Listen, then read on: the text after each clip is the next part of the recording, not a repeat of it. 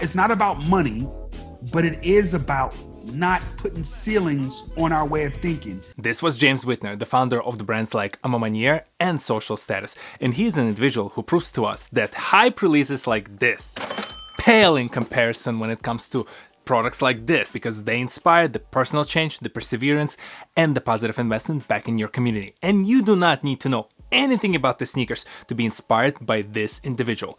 Welcome to the TohirT channel. My name is TohirT, and let's do this. James Whitner's impact spans beyond just the retail brands that he manages under his Whitaker group, but we do have to acknowledge the kind of values that the sneakers that he produced in collaboration with Nike represent, starting with this very special and good-looking sneaker that brings up a very personal story. 3 was the first Jordan that my mother ever bought for me and my brothers. For me specifically, it was that story. It was super unique and it stuck into my mind, because if anyone has it worse than black men, it's black women. And people don't talk about that at all. So it's the understanding that they never say it, but it's ingrained in them that they gotta show up. They gotta show up better than the rest of us every day. A Ma Maniere's Jordan 3s ended up being one of the hypest releases of this year, and Whitaker's group followed up with a very quick succession of 2 sneakers by Social Status, the chocolate milk and the strawberry milk, with both representing yet another personal as well as the community experience that James shared through his brand. Free lunch happens in the projects. The ticket is a play off of school free lunch, right? You've been through like the free lunch situation. It's super nostalgic. In a world where so many brands focus on creating a hype around themselves, selling a bunch of products, it's a breath of fresh air to see someone like James Whitner developing something more, bringing the stories into every product that he produces. This is why I love entrepreneurship and the creator economy, because both have those founders who bring their passion, their personal stories into the brands that they develop. Figuring out how to build those brands, figuring out how to build those companies is a tough freaking job.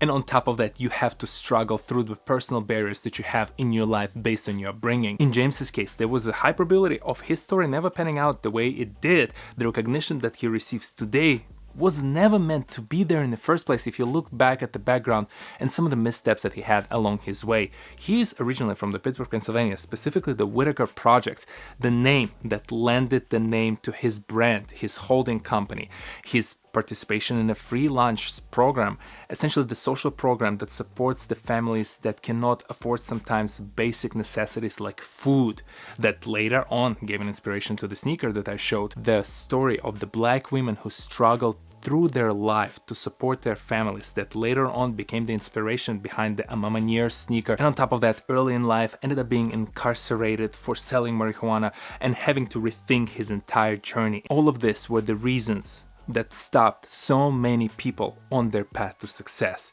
yet James persevered. Hard work happens when no one's watching. It's not fun.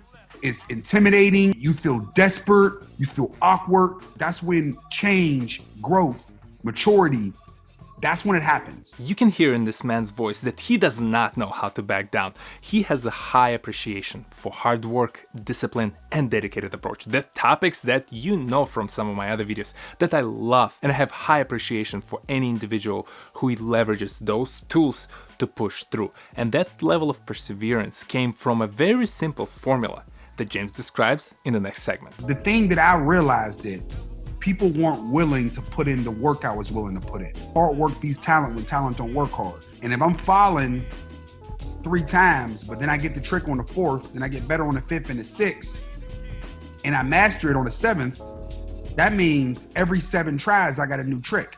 So that means, how long does that take? An hour? So if I'm out here 12 hours a day for 20 days, I'm gonna have 50 tricks. Business, it's the same. Work hard, learn, get better. Talent is great, but if you have that level of dedication and the hard work, in my opinion, and clearly, I think James would agree with me, you can outwork the talented person who has those natural gifts. The talent is nothing without that hard work and dedication. Through James's story, it's also important to acknowledge his point about the importance of having that guiding star in your life. The minorities here in the United States and all over the world lack frequently those individuals who can show them what is actually possible. The biggest issue with most minorities, right, is we don't have anyone around us within our immediate circle to show us that we should dream big. It is so valuable. Whether you're an entrepreneur, you're part of the creator economy, you're a business professional who's striving to achieve and become better, an arts person, the crafts person who's trying to build something of their own with their bare hands. It's always important to have those people who look like us completing and being a few steps ahead of us to show us that path. It's always the toughest when you're the first person in the industry who looks like you to make that path for all the people behind you. In James's case, he had to play both of those roles, and his situation, the way he described that, reminded me of two very interesting points. One being very random video that I found on Instagram. How big would you dream if you knew you couldn't fail? Deep, right? And the fact that there's so many companies, individuals out there who tell the minorities, tell other people with a different background that, hey, you should just work, just make money, just be successful. They forget and overlook the fact that without knowing where to go, without having that guiding star, you can still exhibit that dedication, that hard work, that tenacity, but you will channel them in a completely wrong direction. Those guiding stars, those individuals that look like you, help you channel your dedication in the right path. Going into communities, the same thing, man. Standing on purpose first, and then the hype is just a way to pull them in.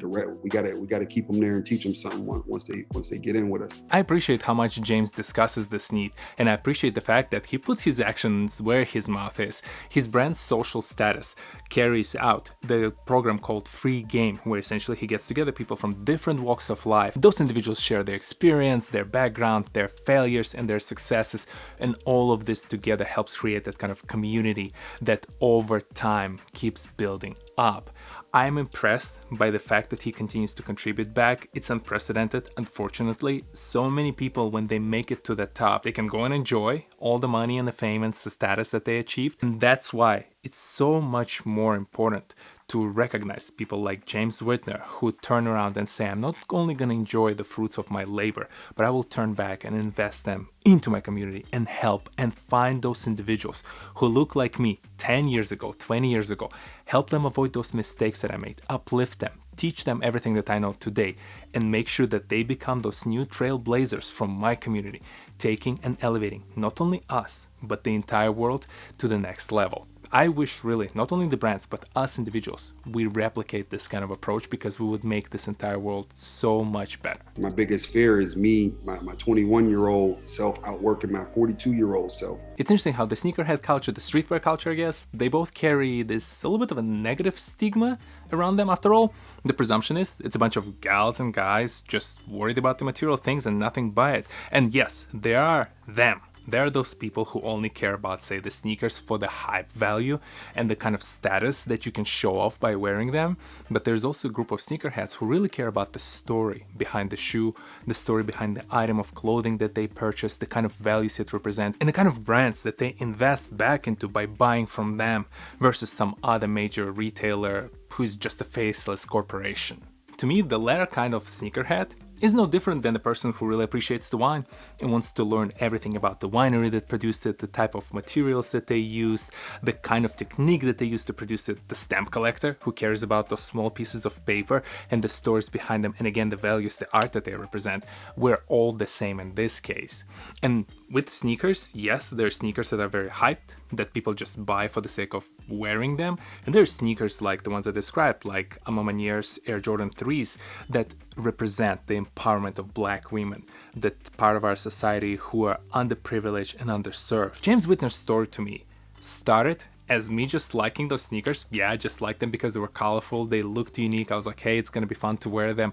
But the more I learned about the story behind the social status, I start from there dipping into the Whitaker's group, jumping back to A Ma Maniere, learning about the A Ma Maniere's Jordan 3s, learning about everything that James discusses, the value of the community, the value of giving back, the value of bringing up front those stories of underprivileged parts of our community who are not represented broadly in mass media. All of those parts combined turned him from just some nameless person who was behind these sneakers to now someone who I truly appreciate and genuinely aspire to be like. The kind of investment that he provides back to the people who surrounded him when he was growing up is the kind of behavior we should all represent. And I hope from this video you do not only take the appreciation for just cool sneakers and the stories behind them, but you take away that story of a person who chose to learn, push himself forward, became better, and then took all of those learnings and applied them back to help people avoid the same mistakes that he made. We all made mistakes. We all learned a ton through our personal journeys.